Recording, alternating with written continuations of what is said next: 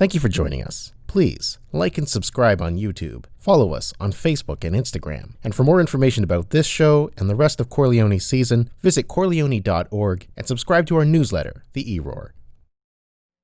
This episode of Chor Leoni Inside is sponsored by an anonymous donor from Vancouver Island. Thank you very much. They say it's all right. They say it's all right. Say it's all right. Have a good time, 'cause it's all right. Hello and welcome to Chor Leoni Inside. My name is Erick Light. I'm the artistic director of Chor Leoni Men's Choir, based here in Vancouver, British Columbia, and we are so happy to have you. I'm Erick Light, and our guest today is going to be Ēriks Ešenvalds. We'll try to make that as confusing as possible for you as we go into this episode. We're going to be sharing all works of him and hear some of his thoughts and feelings about his work. He's one of the just most extraordinary people I know working in our field, and I'm excited for you to hear his pieces and learn a little bit more about him. We're going to start right off with a work by that's probably his most famous of all of them. If choirs around the world have sung a piece by him, it's probably this one. It is a setting of a poem by Sarah Teasdale, and it is a piece called Stars. It very famously has what you'll hear in the work are tuned wine glasses, and they create a just gorgeous shimmering sound. And what you're going to hear and see is the recording that Chor Leoni made of the very first recording ever made of the version of this piece for male voices, as well as it's paired to a video created a number of years ago by our own Phil Jack. So without any further ado, this is Stars by Ēriks Ešenvalds.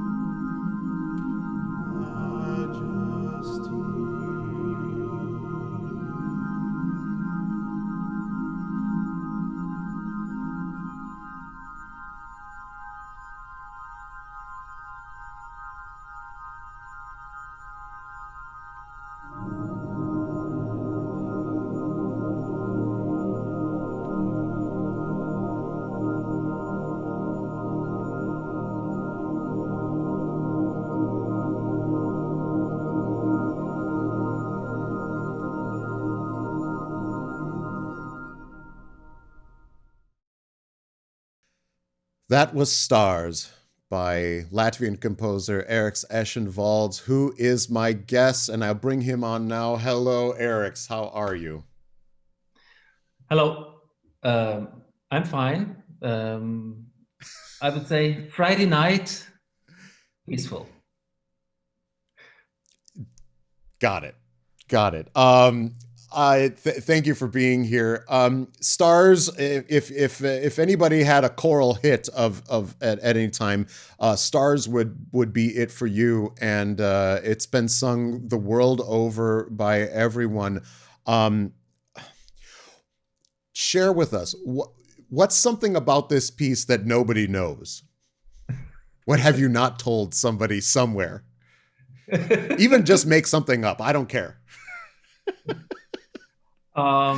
This is a piece, I would say, perhaps, yes, actually, the only piece which I haven't attended the premiere. The premiere happened in Argentina, and I was not invited there. Oh.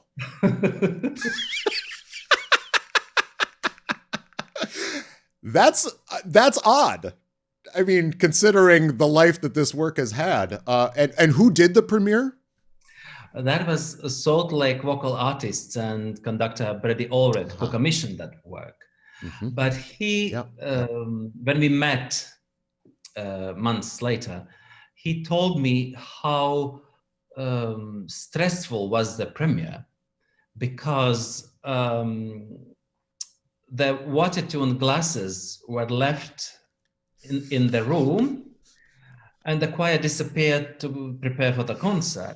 So the audience came in and they thought that was drinking water, hot summer day, so they drank it. And the choir didn't know it. So you can imagine that starting the piece with untuned glasses, that was stressful. I mean, and I have to tell you, as somebody who's done this piece a lot and done other works with the water-tuned glasses, they are not the easiest instrument to work with. I'd rather work with sopranos than, no, I'm just kidding. I'm very sorry for water-tuned glasses included in the score. You have been the thorn in the side of many choir conductors because of it, but we still thank you. It is a glorious piece of music. I want to share a work with everyone that may not be as familiar, and I want you to talk about the piece Ancient Prairie. Tell us about the genesis of this piece, the text, who you wrote it for, and maybe things that we should be listening for inside of this before we play. I received the Brock Commission for ACDA years ago, and I wrote a piece for festival chorus and huge symphony orchestra, and the premiere was held in Salt Lake City. So the piece was about prairies, different aspects, different stories about prairies in Canada and America, emotional stories even from history, and some legends by First Nations. So I think it had six stories, 6 movements, and Ancient Prairie was one of the movements. And later, I decided to took that choral vocal symphonic music and to reset it for choir a cappella. Right. Yeah. It's story about, this story comes from the China, from, I don't know, was it 4th century, 5th century, old poem. But when after the premiere in Salt Lake City, some Chinese conductors came to me in tears, and they said, "Eriks, did you know that this old Chinese poem is known by everyone in China, because already in kindergarten, children learn this beautiful, beautiful poem about a friend telling goodbye. So that was very emotional for them. I didn't know that, but I was Right. happy. I was happy to learn this, and yeah, I reset this movement for choir and solo violin. It's a wondrous work. We'll play it for you now. This is State Choir Latvia, and a lovely video that they've made of this, of their commercial recording, which is available for purchase. This is Ancient Prairie by Ēriks Ešenvalds.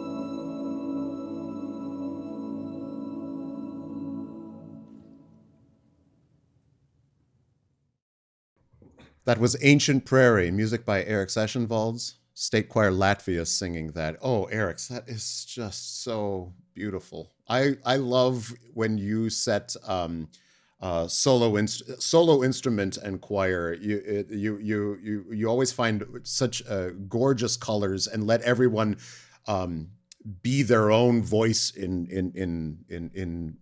when you set that. And I think the violin there is just exquisite. Thank you for that. You know, I sang with this choir for 9 years. So I sang in a professional choir, and that was, I already had graduated from Music Academy, but on daily basis, we sang so many different works, be it Mozart Requiem, be it something newly written. And I just kept analyzing these works, and I kept studying why this page sounds gorgeous, but that page is kind of boring. And why? So why? Right. Voicing is a little bit not good, and so that was a wonderful experience to me. It is amazing to. I always find that I know the composers that have been, especially choral singers, that they understand what this is from the inside out. And usually those composers always give good stuff to everybody because they know the basses still need to do something interesting and the poor altos need some love too. So I think you've definitely come at this from the inside, and it shows. I think that's lovely. I want to play the next piece I want to play for folks is a work called Translation, and I have a bit of a relationship with this work in that I made a recording of that with our friend Ethan Sperry and the Portland State Chamber Choir, and for an album called Translations. And this features the text of former poet laureate of Oregon, Paul Ann Peterson. And I'd love you to, because I haven't actually heard you talk about this piece from the composing perspective. Tell us a little bit about what this work is, what this text means. Does this have any real relationship to you in your life for what the meaning of this work is, and maybe what we should be listening for in this performance? This commission was by Donald Nelly and the Crossing Choir. And it was a very special commission to remember one of his singers who suddenly passed away. And several composers were invited to write for that sad moment. And this is I'm very thankful to Paul and Peterson. At least once a year, she keeps sending me her newest poems, and I have already wonderful amount of her poems to choose from. As a commission comes, I look through the poems, and when I read translation, it was already like music. Her poem sounded like music.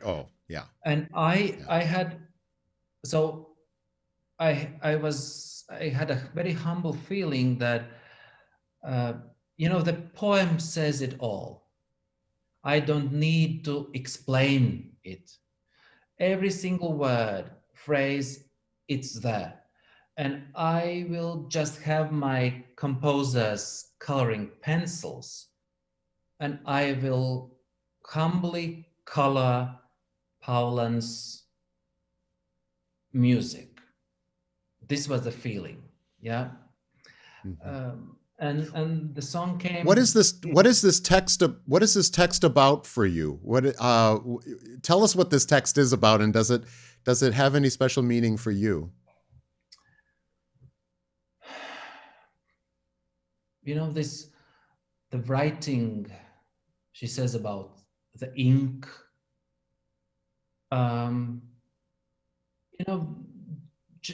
this poem, it is one of those poems which reminds you that just being honest and silent is the best thing.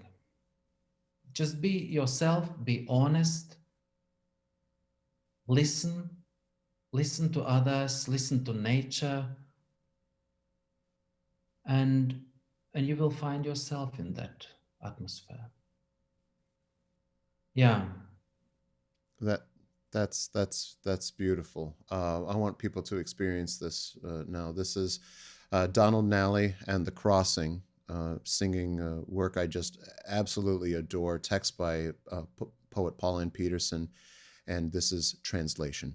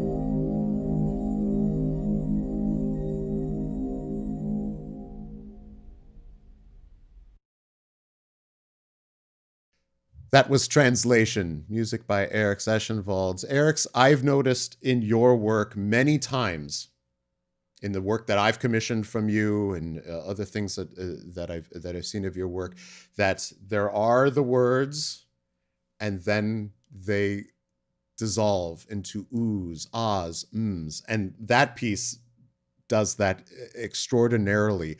Why do you do that? What does that mean? Have you just run out of lyrics? I doubt it. I have heard these comments from very passionate singers, particularly from basses. I think they love to sing Hallelujah, something like these with lyrics and so on. And then comes something. What kind of singing is this? What kind of music is this? Right. For them, it seems. Can I please boring. have some words? Yeah. Yes. And give us also some melody, etc. I like your bass parts, but that's okay. Whatever. Yeah. Yes. But when the whole choir when the whole choir dissolves into the oohs and ahs, I think of Heaven's Flock. So many of the words fail us, and we are then left with these sort of outpourings of sound. Why do you do that? Yes, because the story is richer than its lyrics. I want to tell that what's beyond the lyrics. I want to tell the history. I want to tell the colors, the atmosphere, the air temperature. I want to include the speed of the wind at that moment when that story happened. Yeah, so I'm just painting. I'm painting, and yes, when lyrics are gone, still you can with still create the drama or keep telling this atmosphere. Yeah, and I love to expand the possibilities the singers can do. That's why I also involve some instruments in my pieces played by singers, be it water tune glasses or triangles or whistling or some other instruments. Well, I'm not inviting to play trombone and tuba and double bass. Thank you. but these more romantic instruments, yeah. Yeah.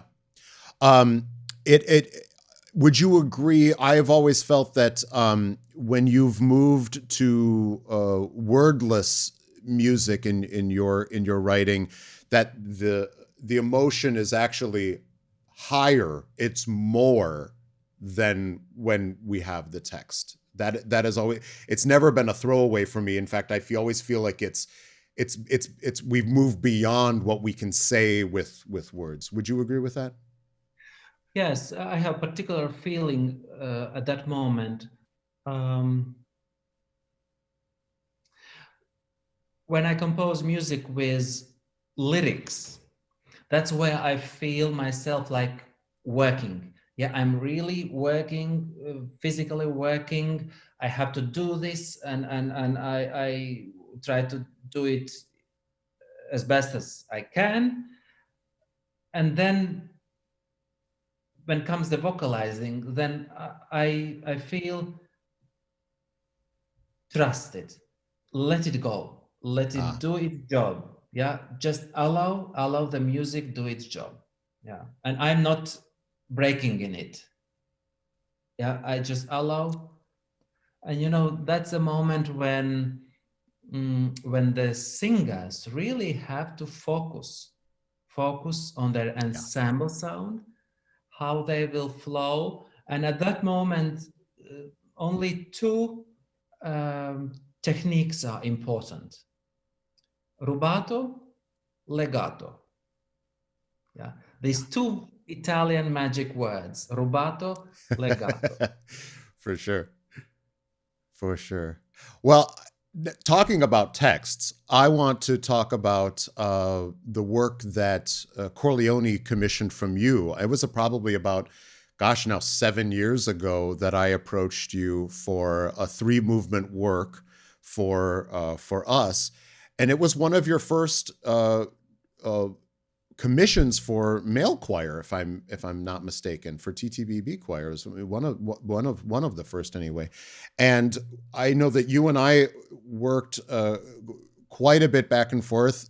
We knew we wanted to do something, but what was the text going to be? What was the text going to be? And I thought to myself, well, who's the most famous poet in all of Canada? Leonard Cohen. And so, you and I went on this journey of kind of going through Leonard Cohen's works and narrowing down to a number of poems. You ended up deciding them, and we contacted Leonard Cohen's people, and he said yes to this, which I was so overjoyed to do. So we're going to play for folks 12 o'clock chant, which is the first piece from the set of 3 that you wrote from us, and probably I think the one with the deepest. It's the most lyric. It has the most lyrics in it, the most text, and the most images in this work. Approaching the poetry of Leonard Cohen, what were you thinking? How were you approaching this text from him? Do you remember if you that can Leonard remember back Cohen, that far? Yeah. Do you remember that Leonard Cohen, firstly, he said no. He said no. He will not give permission to use his poems. And then I became very sad, because Leonard Cohen, he was so creative. His imagination was enormously wide, and I was very happy to try to grasp something of his cosmos, and we found wonderful poems that I was already ready to start to compose, and he said no. But then I do remember that. It was month later, he changed his mind and he said yes. And then I said, yes. Yeah, very, very happy,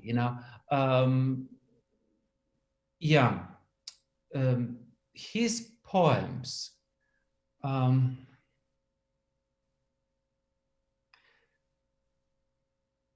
I feel I can compose only those poems which flow like a river. And the way he sets the words, they do flow like a river. Paul and Peterson's poems, the same. Yeah. Sarah Teasdale, the same. Emily Dickinson, different. That's why tougher. I'm in trouble. Yeah. I cannot compose Emily Dickinson. Well, maybe later, but not now. Maybe.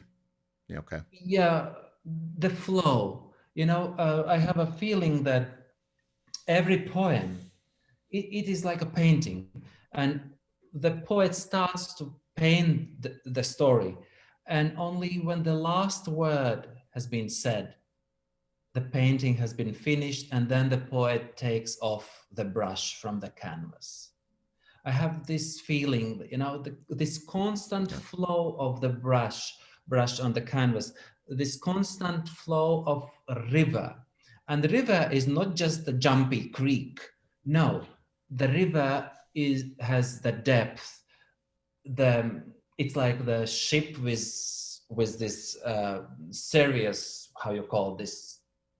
I don't know the word, but the ship in the ocean. It has this stability. Yeah.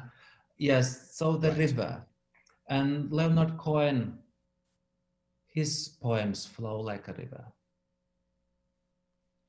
What's I think also interesting is there's quite a bit of repetition in 12 o'clock chant, but that was already built into the poem itself, which are sort of like, I mean, of course, Leonard Cohen, you think he's writing a poem, but he's also, in some, I think, regards writing lyrics. He's thinking musically. And I find that the repetition that happens in your setting of this, that's already in the poem, these images that come back again and again, each time that they come back, they almost mean something different. They have a different context because of or your imagination can allow that. They're very specific images, but they're also very open at the same time. Yes, and again, there is no one right answer. The answer is being open. Stay open, and you will learn more. You will see more. You will understand more. Yeah, and yeah. So I was very, very happy to compose these works. Oh, is one of the real joys of my artistic life was the premiere and and being a part of this work. And I want to share with everyone now. This is the first movement of Wandering Heart, which was the 3-movement work that Eriks wrote for us with all of Leonard Cohen texts. This is the first movement, 12 o'clock chant, with Chor Leoni singing at the Chant Center a few years ago.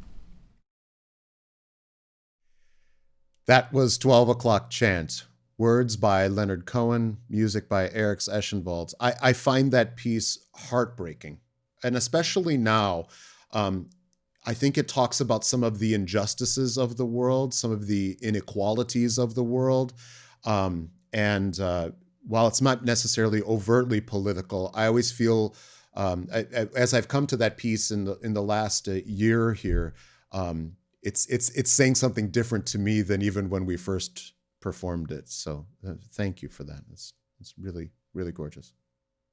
You know, and when we think about these problems in the world, you know, these problems come and go, and then there are days when we are happy, and then are days which made us sad. But as you read such poems like Leonard Cohen, you know, they just live over time.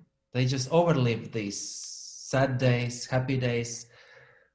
They are not even, these poems are not living on the earth. They are somewhere higher, just keeping us inspiring and encouraging for yes. hope for future. Another piece of yours that I think a lot of folks have found hope for and have found transcendence in is Long Road. And this was a work that we asked you to convert from your SATB version into a version for tenors and basses. This is a love song. But it's a sad and happy one, I think. Tell us a little bit about this piece. Where is it coming from emotionally? When we hear it, when we hear these words, when we hear this music, what would you hope for us as a takeaway as listeners? So the poem was written by a Latvian poet, Paulina Bārda. She lived very long life, up to 90 years, but her husband, Fritzis Bārda, he died very young.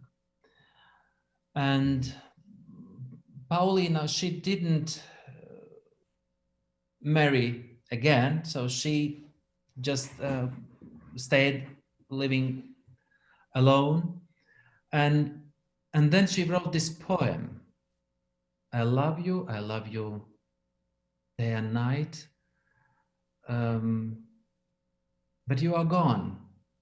And as I keep watching the night, stars in the night, I think you are like one of these stars. At moments, feeling that you are so close, but actually you are very, very far away.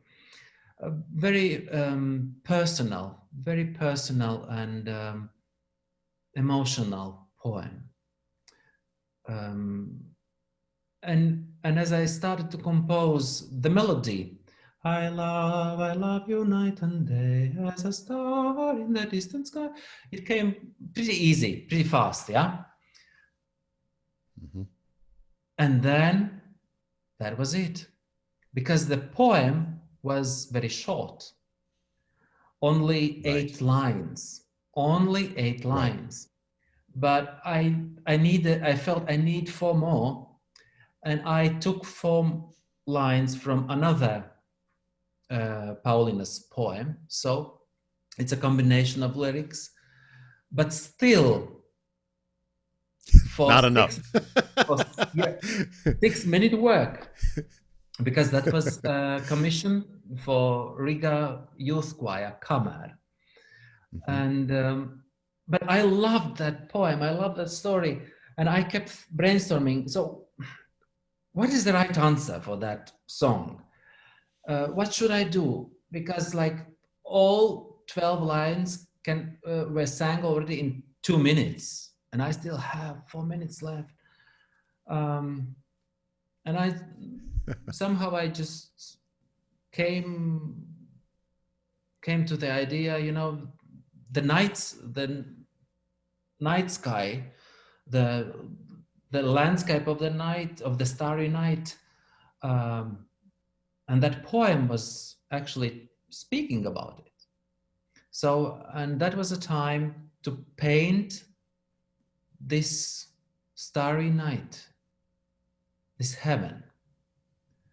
And that's why we have triangles to create the cold night atmosphere. That's why we twinkling have stars, yes. Yes. Yeah. But the harmony of the choir, the harmony is more complex, yeah? Darker. Very. And especially in the tenor bass version, it is so rich. It's one of my favorite moments to conduct. It's just it's a million miles deep. Yes. With the sound that is story, because the story is very serious, very sad, very personal. It's not a story just of Christmas time and happy jingle bells. No, it's a different story. It's sad memories, happy memories. It's about real life, That's why I use darker harmonies. It's an extraordinary piece. I will play it for everyone. I want to thank you so much for sharing your work with us today and your thoughts on this. I wish you nothing but the best. We're all going to get through this soon, I hope. And I'm just so excited to hopefully work with you again. You've just been one of the best inspirations in my artistic life, and I just want to thank you personally and for all of us in the choral community, really. Eric, I'm glad to be helpful, but I'm very thankful for you inviting me to write something for your choirs, for you creating connections with different people. And I remember when I was in Vancouver, and there was this very, very surprising invitation by one of your singers who made a special reservation in this planetarium. And he invited you and Derek me, Keefe feels that. Yep. Yeah. Two of us in this huge planetarium, and he showed us wonderful show of the stars, of the space, of the planets, and he played my stars. Your music, yeah. I remember that very much, and we actually did that again for some of our audience when we made the album with you, and to see all of that in that way and to hear your music, people are still talking about it to this day. But I want to play again. I thank you so much, and I want to play for everyone this wonderful video that Phil Jack has created in a collaboration with dancers from Arts Umbrella Dance Company. And this is another way to experience, I think, what Ēriks has created here. This is Long Road, music by Ēriks Ešenvalds.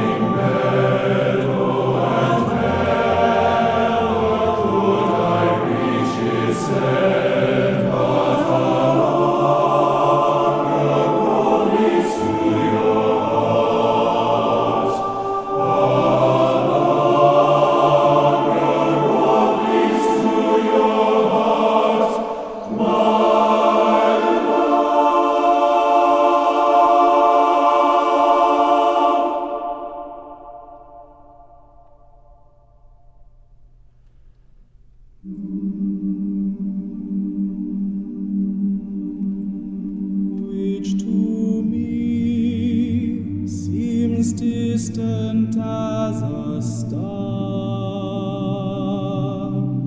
a long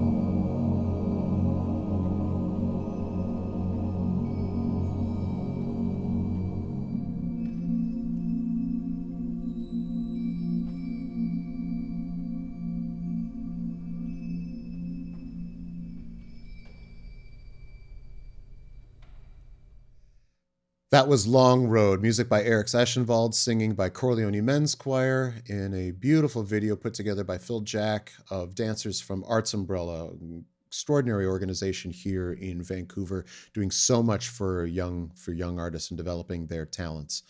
Want to thank you so much for joining us. I hope that you can subscribe to our YouTube channel here. That will give you all the updates for future episodes. We'll have another one in 2 weeks, and we'll also have a further inside episode with Eriks, and we get to talk a lot more about his process, go way more in depth into his feelings about choral singing, writing for choirs, and you just get to experience a little bit more of who he is as a person, which I think is really extraordinary. And if you hit that subscribe button, YouTube will just tell you all of this for you, which is better than you finding it. We'll be back in 2 weeks with another episode. I'll be excited to share more music with you. Everybody stay safe, stay well, keep the faith, and we will see you next time. They say it's all right. They say it's all right. Say it's all right. Have a good time, 'cause it's all right. Whoa, it's all right. Now we gonna move it slow. Up in the lights are low. When you move it slow, it feels like